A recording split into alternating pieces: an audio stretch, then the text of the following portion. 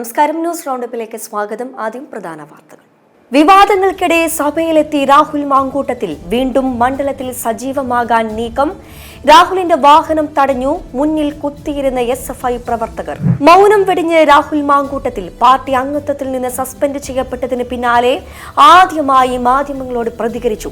ഒരു നേതാവിനെയും കണ്ടിട്ടില്ല, പാർട്ടിയെ ധിക്കരിച്ചിട്ടില്ല, പരിപൂർണമായി പാർട്ടിക്ക് വിധേയനായി പ്രവർത്തിക്കുന്നുവെന്ന് രാഹുൽ മാങ്കൂട്ടത്തിൽ.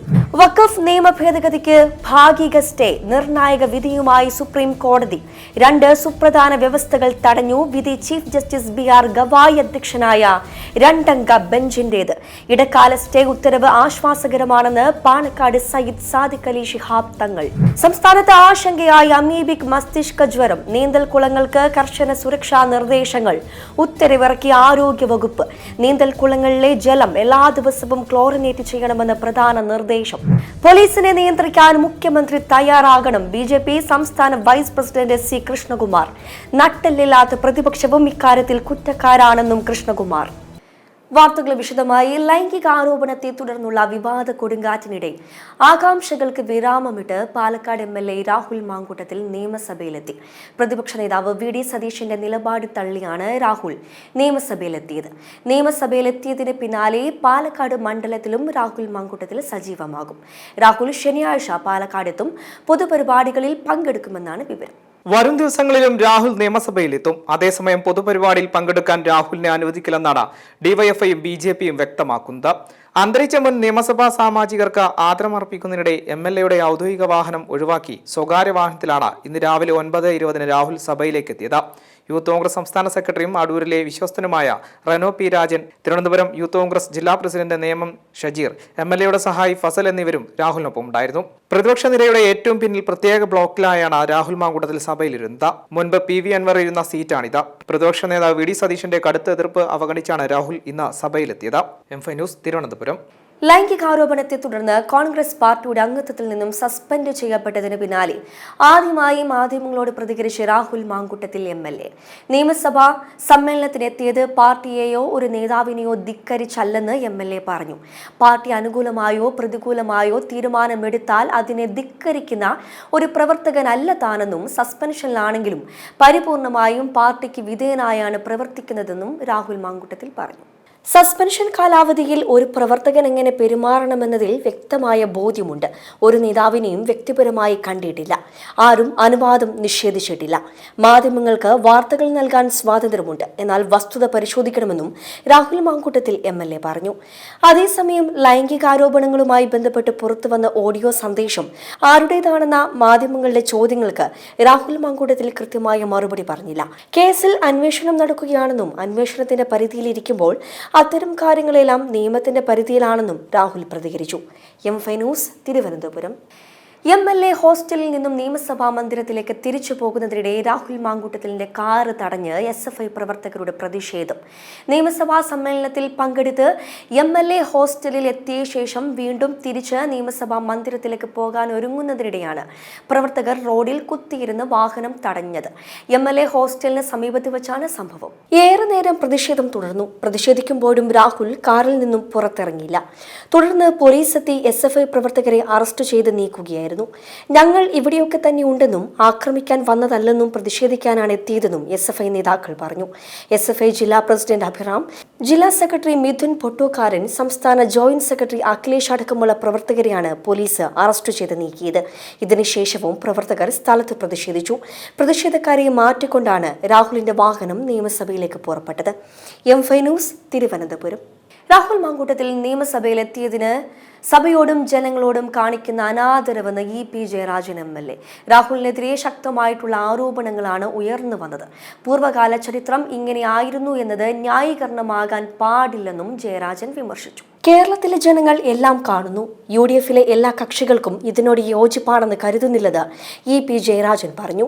പ്രതിപക്ഷ നേതാവ് പോയി പണി നോക്കട്ടെ എന്ന നിലപാടാണ്. ചരമോപചാരം എന്ന ആദരവിനെ പരിഹസിക്കുന്നത് കൂടിയാണിത്. രാഹുൽ സഭയിലെത്തിയത് സഭയിൽ അലങ്കോലമുണ്ടാക്കാനുള്ള ശ്രമത്തിനാണ്. കോൺഗ്രസിലെ പ്രമുഖരായ ഒരു വിഭാഗത്തിന് ഈ നടപടിയിൽ അങ്ങേയറ്റം പ്രതിഷേധമുണ്ടെന്നും EP ജയരാജൻ പറഞ്ഞു. M5 news Thiruvananthapuram. രാഹുൽ സഭയിലെത്തിയതുമായി ബന്ധപ്പെട്ട് കോൺഗ്രസ് പ്രതികരിക്കേണ്ട ആവശ്യമില്ലെന്ന് കെ മുരളീധരൻ. പാർട്ടിയിൽ നിന്ന് നേരത്തെ പുറത്താക്കിയതാണ്. ഇതേക്കുറിച്ച് പാർട്ടി അന്വേഷിക്കേണ്ട കാര്യമില്ല. ധാർമ്മിക പ്രശ്നം ഇടതുപക്ഷത്തിനാണെന്നും മുരളീധരൻ പറഞ്ഞു. V.S. അച്യുതാനന്ദന് ചരമോപചാരം അർപ്പിച്ച നിയമസഭ. നേരിന്റെയും സഹനത്തിന്റെയും പ്രതീകമാണ് V.S. എന്ന് സ്പീക്കർ A.N. ഷംസീർ പറഞ്ഞു. കക്ഷി രാഷ്ട്രീയ ഭേദമന്യേ ജനങ്ങൾ അദ്ദേഹത്തെ സ്നേഹിച്ചു. കേരളത്തിലും ഇന്ത്യൻ രാഷ്ട്രീയത്തിലും കമ്മ്യൂണിസ്റ്റ് പ്രസ്ഥാനത്തിനും നികത്താനാകാത്ത നഷ്ടമാണെന്നും സ്പീക്കർ പറഞ്ഞു.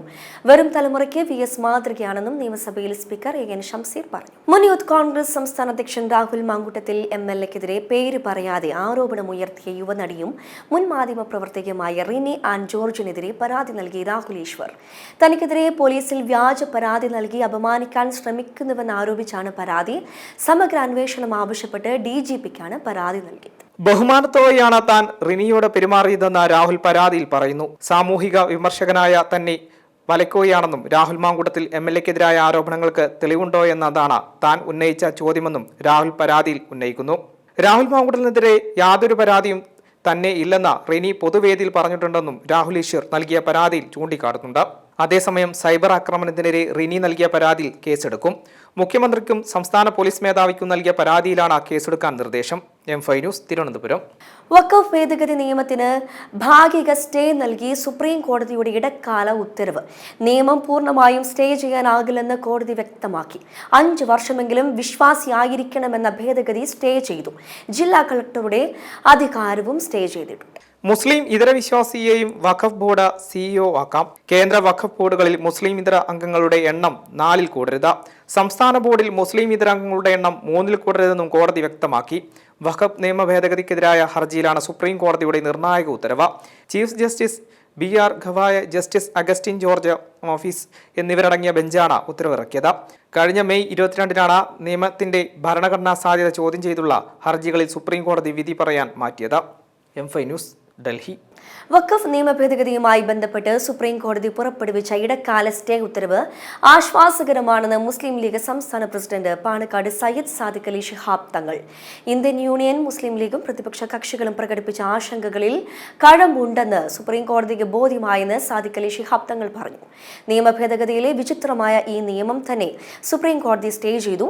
വഖഫ് സ്വത്തുക്കളുടെ റവന്യൂ രേഖകളിൽ അവകാശങ്ങൾ നിർണ്ണയിക്കാൻ കളക്ടറെ അനുവദിക്കുന്നത് സ്റ്റേ ചെയ്തതും വലിയൊരു നേട്ടമാണെന്ന് സാദിഖ് അലി തങ്ങൾ കൂട്ടിച്ചേർത്തു. വിദ്യാർത്ഥി സംഘർഷവുമായി ബന്ധപ്പെട്ട് അറസ്റ്റ് ചെയ്ത KSU പ്രവർത്തകരെ വിലങ്ങും മുഖം മൂടിയും അണിയിച്ച് കോടതിയിൽ ഹാജരാക്കിയ സംഭവത്തിൽ പ്രതിഷേധിച്ച് KSU തിരുവനന്തപുരം ജില്ലാ കമ്മിറ്റിയുടെ നേതൃത്വത്തിൽ DGP ഓഫീസിലേക്ക് മാർച്ച് സംഘടിപ്പിച്ചു. പ്രതിഷേധവുമായി എത്തിയ പ്രവർത്തകരെ പോലീസ് തടഞ്ഞതോടെ പോലീസും പ്രവർത്തകരും തമ്മിൽ നേരിയ തോതിൽ സംഘർഷത്തിനിടയാക്കി. ബാരിക്കേഡ് തകർത്ത് കടക്കാൻ ശ്രമിച്ച പ്രവർത്തകരെ പോലീസ് അറസ്റ്റ് ചെയ്ത് നീക്കി. KSU സംസ്ഥാന പ്രസിഡന്റ് അലോഷ്യസ് സേവ്യർ മാർച്ച് ഉദ്ഘാടനം ചെയ്തു.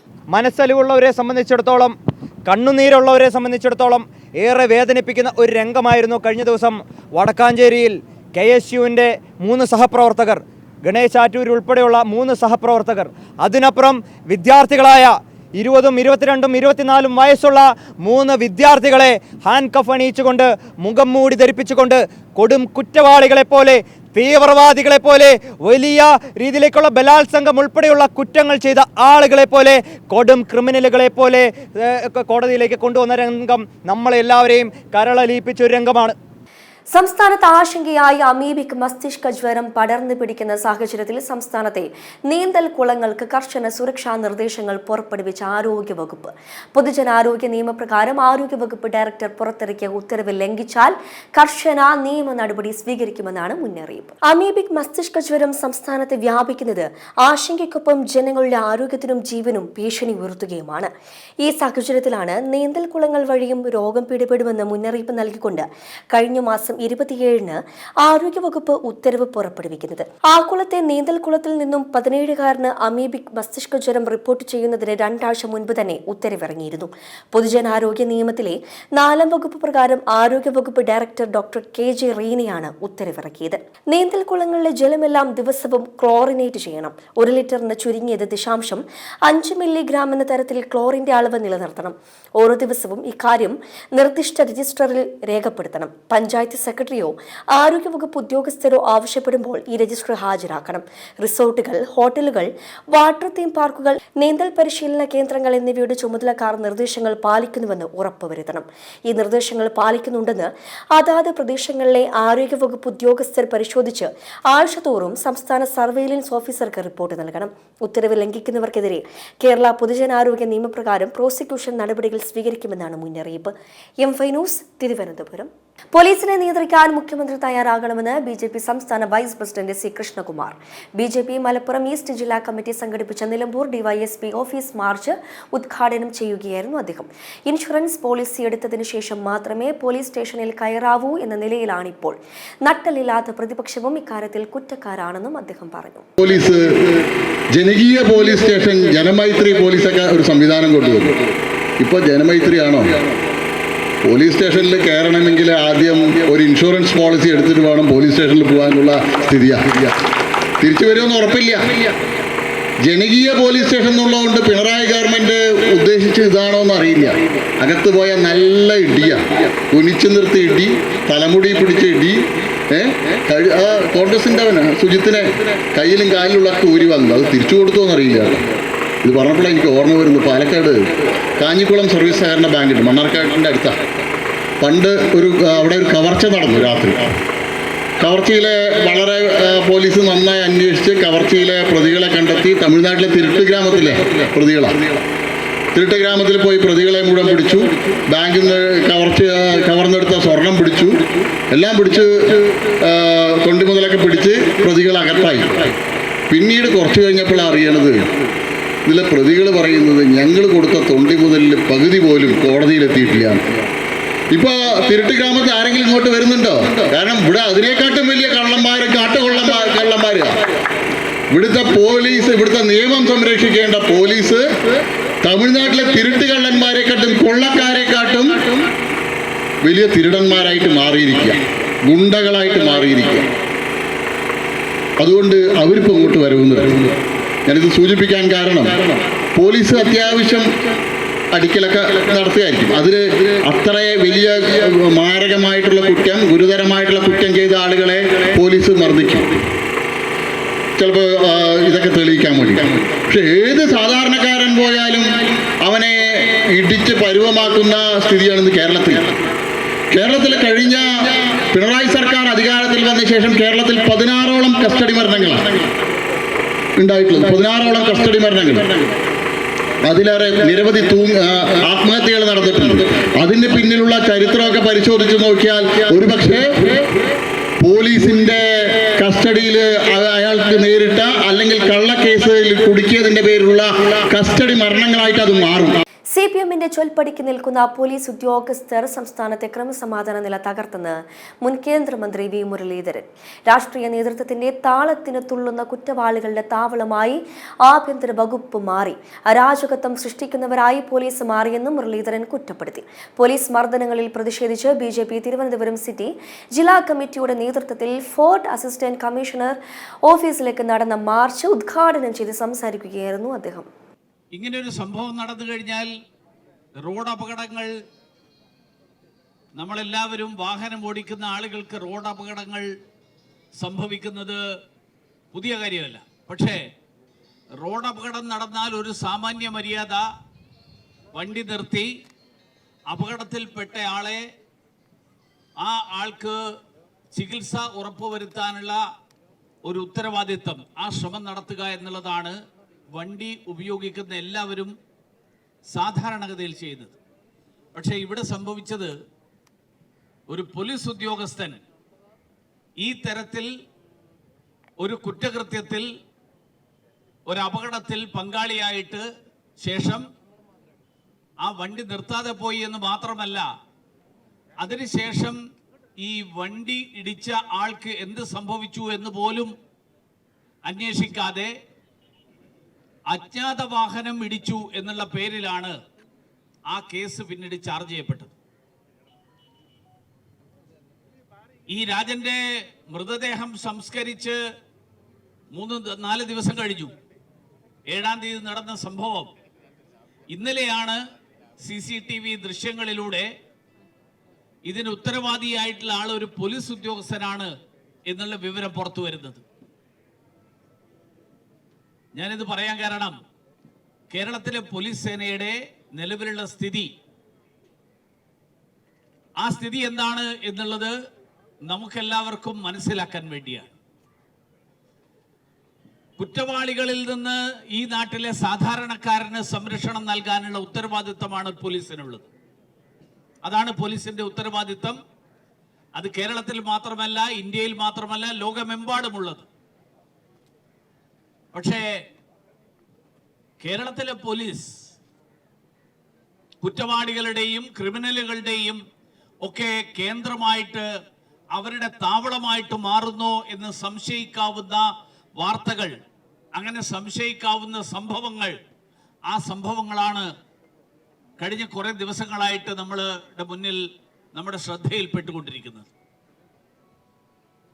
കേരളത്തിലെ പോലീസ് എന്തുകൊണ്ട് ഈ രീതിയിൽ ക്രിമിനലുകളുടെ താവളമായിട്ട് മാറുന്നു?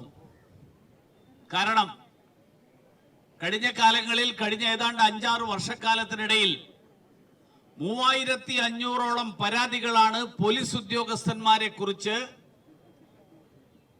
പോലീസ് കംപ്ലൈന്റ് അതോറിറ്റിക്ക് ലഭിച്ചിട്ടുള്ളത്. ആ 3500ഓളം പരാതികളിൽ 1500 പരാതികൾ മാത്രമാണ് അന്വേഷിച്ചിട്ടുള്ളത്. അതിൽ തന്നെ തുടർ നടപടികൾ ഉണ്ടായിട്ടുള്ളത് വിരലിലെണ്ണാവുന്ന സംഭവങ്ങളിൽ മാത്രം. കേരളത്തിലെ പോലീസിൽ 750ഓളം പോലീസ് ഉദ്യോഗസ്ഥന്മാർ, 750ഓളം പോലീസുകാർ ഗുരുതരമായിട്ടുള്ള ക്രിമിനൽ കുറ്റങ്ങൾ ചെയ്തവരാണ് എന്ന് പോലീസിന്റെ റിപ്പോർട്ടാണ് പറയുന്നത്. ഞാൻ എൻ്റെ ആരോപണമല്ല. 750ഓളം പോലീസ് ഉദ്യോഗസ്ഥന്മാർ ഗുരുതരമായിട്ടുള്ള ക്രിമിനൽ കുറ്റങ്ങൾ, പോലീസ് സേനയുടെ ഭാഗമായി നിലനിർത്താൻ പറ്റാത്ത തരത്തിലുള്ള കുറ്റങ്ങൾ, അങ്ങനെയുള്ള കുറ്റങ്ങൾ ചെയ്തിട്ടുള്ളവരാണ്.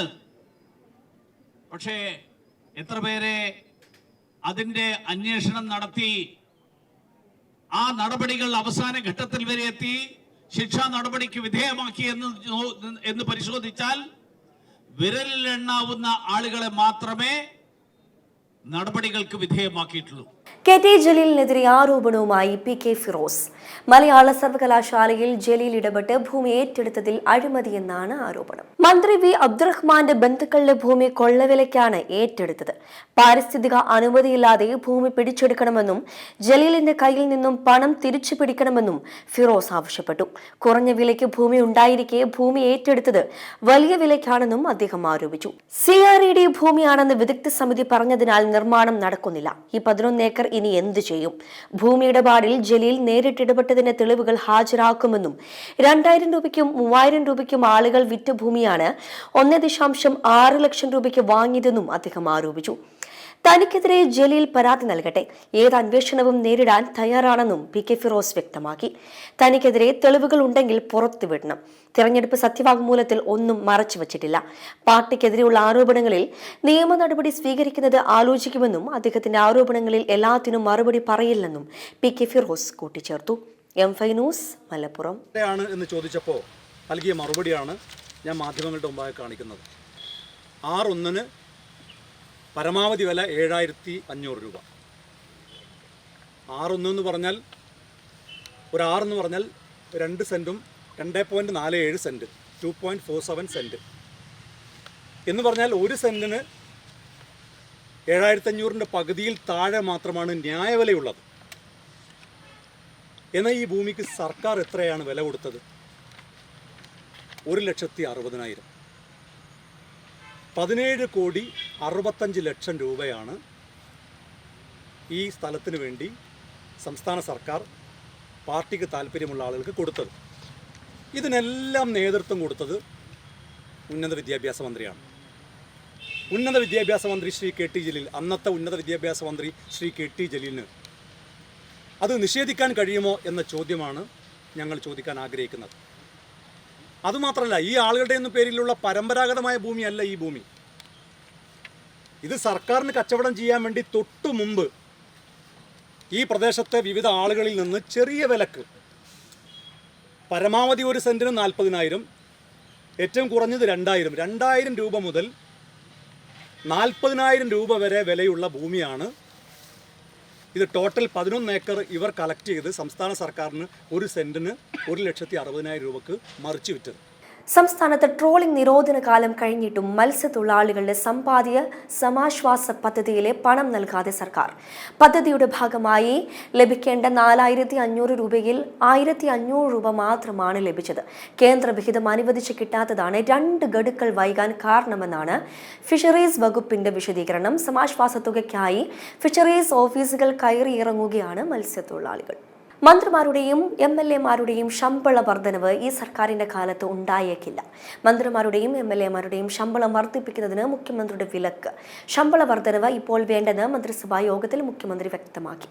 തദ്ദേശ നിയമസഭാ തെരഞ്ഞെടുപ്പുകൾ ചൂണ്ടിക്കാട്ടിയാണ് ശമ്പള വർധനവ് തടഞ്ഞത്. ബ്രഹ്മപുത്ര നദിയിൽ അണക്കെട്ട് നിർമ്മിക്കാൻ നീക്കവുമായി കേന്ദ്ര സർക്കാർ. അരുണാചൽ പ്രദേശിലെ ദിബാങ്ങിലാകും പുതിയ അണക്കെട്ട് നിർമ്മിക്കുക. ബ്രഹ്മപുത്ര നദിയിൽ ചൈന കെട്ടുന്ന അണക്കെട്ട് രാജ്യത്തെ വടക്ക് കിഴക്കൻ സംസ്ഥാനങ്ങൾക്ക് ഭീഷണിയാണ്. ഈ സാഹചര്യം മറികടക്കാനാണ് പുതിയ അണക്കെട്ട് നിർമ്മിക്കുന്നതെന്നാണ് റിപ്പോർട്ട്. പെരിന്തൽമണ്ണ മണ്ണാർമലയിൽ ഇന്നും പുലി ഇറങ്ങി. പുലർച്ചെ 3 മണിയോടെയാണ് സംഭവം. സ്ഥിരം വരുന്ന വഴിയിലൂടെയാണ് പുലി വന്നത്. നാട്ടുകാർ സ്ഥാപിച്ച നിരീക്ഷണ ക്യാമറയിൽ പുലിയുടെ ദൃശ്യം പതിഞ്ഞു. പുലിയെ പിടിക്കാൻ സമീപത്ത് കൂടി സ്ഥാപിച്ചിട്ടുണ്ടെങ്കിലും പുലി കുടുങ്ങിയില്ല. പ്രധാന വാർത്തകൾ ഒരിക്കൽ കൂടി. വിവാദങ്ങൾക്കിടെ സഭയിലെത്തി രാഹുൽ മാങ്കൂട്ടത്തിൽ. വീണ്ടും മണ്ഡലത്തിൽ സജീവമാകാൻ നീക്കം. രാഹുലിന്റെ വാഹനം തടഞ്ഞു. മുന്നിൽ കുത്തിയിരുന്ന SFI പ്രവർത്തകർ. മൗനം വെടിഞ്ഞ് രാഹുൽ മാങ്കൂട്ടത്തിൽ. പാർട്ടി അംഗത്വത്തിൽ നിന്ന് സസ്പെൻഡ് ചെയ്യപ്പെട്ടതിന് പിന്നാലെ ആദ്യമായി മാധ്യമങ്ങളോട് പ്രതികരിച്ചു. ഒരു നേതാവിനെയും കണ്ടിട്ടില്ല, പാർട്ടിയെ ധിക്കരിച്ചിട്ടില്ല, പരിപൂർണമായി പാർട്ടിക്ക് വിധേയനായി പ്രവർത്തിക്കുന്നുവെന്ന് രാഹുൽ മാങ്കൂട്ടത്തിൽ. വഖഫ് നിയമ ഭേദഗതിക്ക് ഭാഗിക സ്റ്റേ. നിർണായക വിധിയുമായി സുപ്രീം കോടതി. 2 സുപ്രധാന വ്യവസ്ഥകൾ തടഞ്ഞു. വിധി ചീഫ് ജസ്റ്റിസ് BR ഗവായി അധ്യക്ഷനായ 2-അംഗ ബെഞ്ചിന്റേത്. ഇടക്കാല സ്റ്റേ ഉത്തരവ് ആശ്വാസകരമാണെന്ന് പാണക്കാട് സയ്യിദ് സാദിഖ് അലി ശിഹാബ് തങ്ങൾ. സംസ്ഥാനത്ത് ആശങ്കയായി അമീബിക് മസ്തിഷ്ക ജ്വരം. നീന്തൽക്കുളങ്ങൾക്ക് കർശന സുരക്ഷാ നിർദ്ദേശങ്ങൾ. ഉത്തരവിറക്കിയ ആരോഗ്യവകുപ്പ്. നീന്തൽക്കുളങ്ങളിലെ ജലം എല്ലാ ദിവസവും ക്ലോറിനേറ്റ് ചെയ്യണമെന്ന് പ്രധാന നിർദ്ദേശം. പോലീസിനെ നിയന്ത്രിക്കാൻ മുഖ്യമന്ത്രി തയ്യാറാകണം. BJP സംസ്ഥാന വൈസ് പ്രസിഡന്റ് C കൃഷ്ണകുമാർ. നട്ടെല്ലില്ലാത്ത പ്രതിപക്ഷവും ഇക്കാര്യത്തിൽ കുറ്റക്കാരാണെന്നും കൃഷ്ണകുമാർ. ഇതോടെ ന്യൂസ് റൗണ്ട് പൂർണ്ണമാകുന്നു. നമസ്കാരം.